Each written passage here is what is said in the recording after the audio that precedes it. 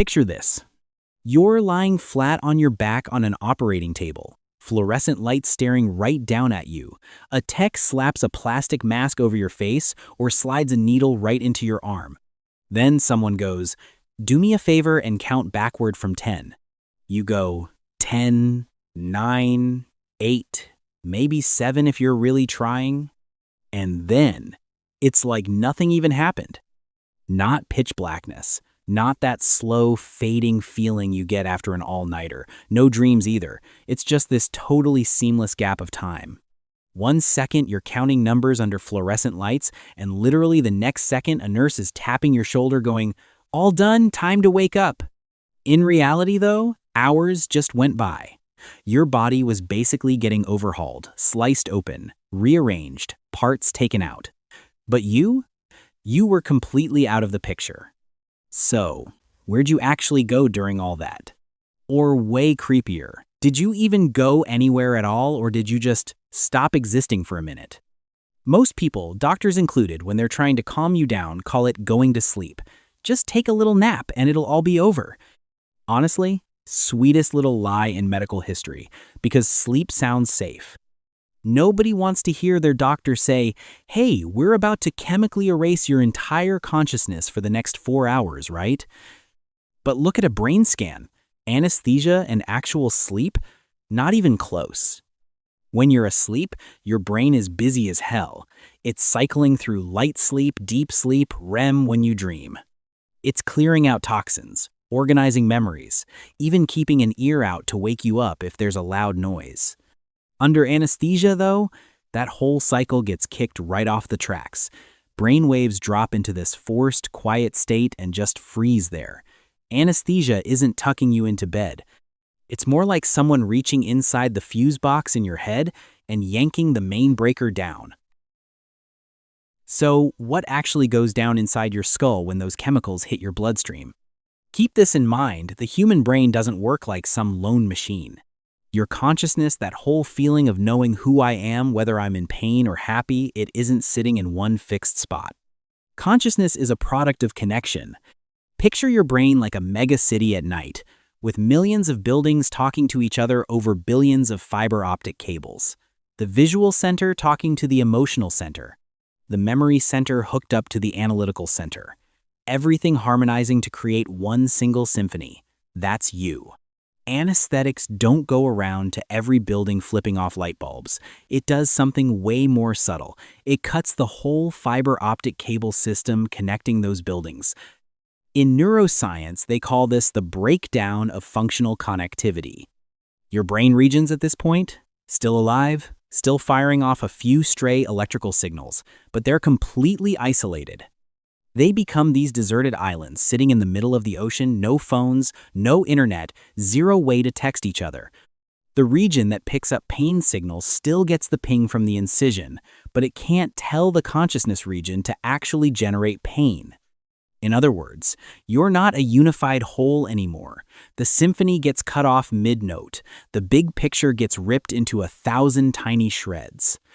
And when those puzzle pieces can't stick back together, your consciousness just disappears. But try picturing this crazy scenario. You actually wake up right on the operating table. What happens then? It's got an actual medical name. Anesthesia awareness. Rates run somewhere around 1 to 2 cases for every 1,000 surgeries. Sounds tiny, right?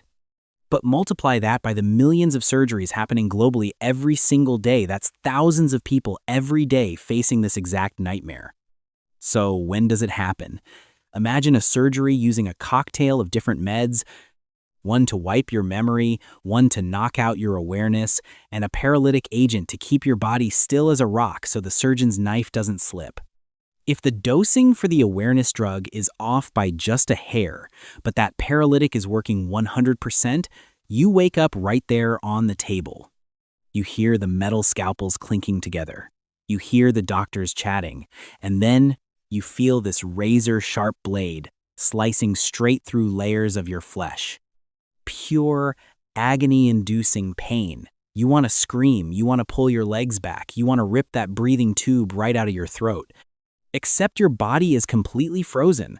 Not a single finger twitches. You are totally trapped inside your own flesh. That's a real phenomenon, and it reveals a deep psychological truth. Awareness and motor control are two completely separate mechanisms. We like to think we're in full control of our bodies, but really, our mind is just a tenant renting space in this block of meat. Now, assuming everything goes perfectly, like 99.9% of surgeries, do a whole different strange phenomenon kicks in, the complete collapse of time. When you catch up on sleep after a brutal day, you wake up and still roughly pitch it. Man, I probably slept like 7 or 8 hours. Your brain's got this background clock running in the hippocampus. But under anesthesia, time gets totally disabled. A quick 40-minute procedure or a 12-hour organ transplant, if, to your personal experience, they feel exactly the same. Zero.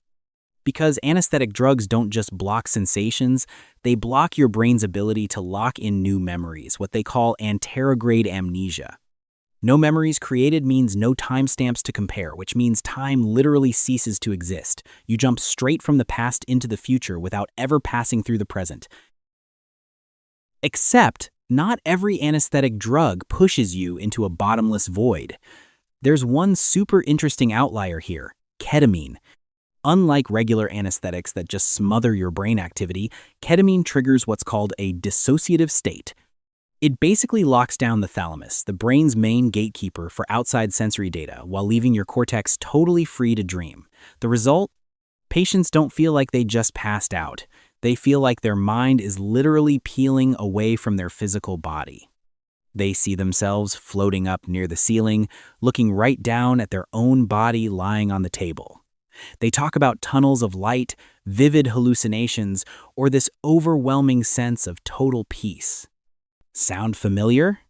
That's dead on what thousands of people who've had near-death experiences report when they step right up to the edge of life and death. This has led a lot of behavioral and neuroscientists to ask a huge question. When the body hits extreme crisis, when your heart stops or blood quits flowing to the brain, does the brain automatically secrete its own natural compounds that act exactly like ketamine? It could be evolution's ultimate survival mechanism, the ultimate psychological painkiller courtesy of nature, helping a living creature cross over into death without facing the raw horror of reality. Deeply humane, yet insanely mysterious. And then, once the surgery wraps up, the drugs start wearing off. Just look at how people actually wake up. It's not like pressing the on button on a computer at all. It's a chaotic, full-system OS reboot. Watch anyone fresh out of surgery in the recovery room. Basic motor functions and raw instincts kick awake first. Higher reasoning, logic, and your social filter, those log back in dead last. That's why a totally polite, serious 40-year-old guy can suddenly burst into hysterical tears with a nurse just because he can't find his cookie.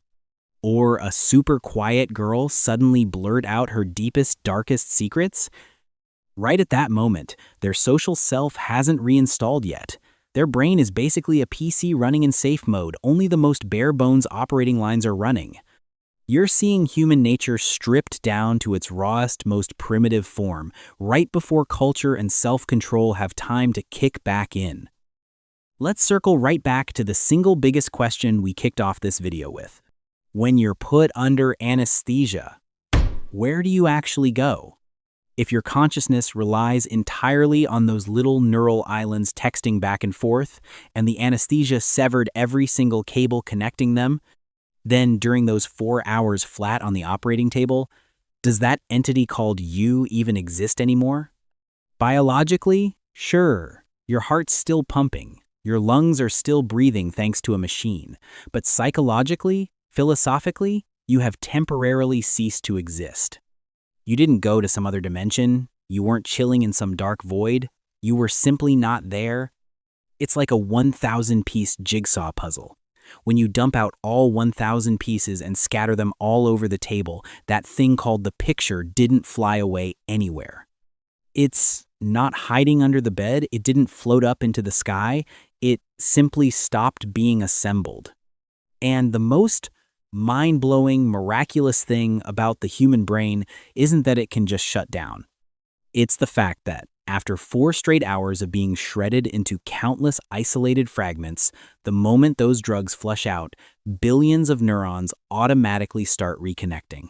They plug the cables back in, start sending messages again, fitting every single puzzle piece back together. So that when your eyes finally open, you still know exactly who you are. You still remember your kid's name, your first love, your biggest dreams, and every single heartbreak you've ever lived through. The whole system reboots itself, completely seamlessly. We spend most of our lives living in fear. Fear of the future, fear of losing people, and above all, that deep existential dread of death's vast unknowns.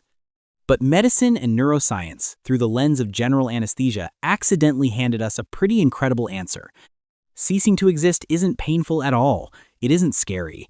There are no tears, no regrets. It's so insanely gentle you don't even realize it happened. Every single time a person gets rolled onto an operating table and comes out safe on the other side, they just took a trip across the outer edges of existence. They touched the void, and then their brain, through pure natural brilliance, carefully picked up every single shattered fragment of awareness, patiently rewired every strand of thought, and pulled them right back into living. Your consciousness might be as fragile as a cloud of smoke, easily extinguished by a couple of milliliters of chemicals, but its power to bounce back, that part is unreal. So next time you or someone you care about has to face a surgery, don't sweat that blank void. Put some trust in that mind-blowing machine inside your skull. It knows how to shut down to protect you from pain. And more than anything, it always knows how to find its way back to bring you home.